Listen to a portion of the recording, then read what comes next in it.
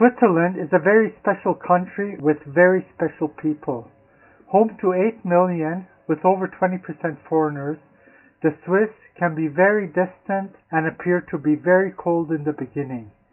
They never call each other after their first meeting by first names. They always use the formal form of you, which is like using the Old English thou. Once they develop a sense of trust, they go through a ritual of inviting each other to use first names and to use the informal form of you. After that, they develop a closeness and warmth that is difficult to match. People of opposite sex then kiss each other on the cheeks 3 times every time they meet, even if only pecking in the air like mating birds. Even though they decorate their dinner tables with stones and leaves, they clear all fallen leaves around their houses, not because they are bothered by them, but because they might blow into their neighbor's yard. When visiting, being on time is most important to them. If they are 10 minutes early for a visit, they wait outside even if it's raining and cold or very hot.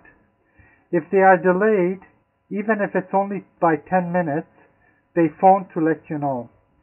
Spontaneously dropping by for unannounced visits is considered very impolite, as the Swiss like to clean their house for any visitors. Visiting empty-handed, without a bottle of wine, a box of chocolates, or a bouquet of flowers is to the Swiss like visiting without dressing up. Entering the kitchen, unless it is to admire it, is to the Swiss like entering an occupied bathroom without knocking. The Swiss have their special meals that they prepare depending on the season. During the summer, they like their sausages, especially when it is barbecued on an outside grill. In winter, fondues are very popular. They mix a mixture of cheeses with a mixture of wines in a ceramic pot, melt the mixture into a gooey soup, and place it on a warmer in the middle of the table so that people could dip cubes of bread into it. If your piece of bread falls into the pot, then you are obliged to do a pre-agreed activity, like kissing the members of the opposite sex, singing a song, or paying for a round of drinks if you happen to be in a restaurant. Saying goodbye after a visit, even if it's a short one, is a long ritual. Many times the prolonged conversations at the door of the house is even more interesting than that at the table during the meal. These conversations continue to the doors of the cars, and they wave goodbye till the visitors are out of sight.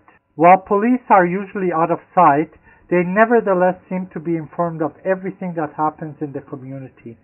Many old ladies feel it is their duty to guard their neighborhood by observing everything and informing the police of any activities that they find suspicious.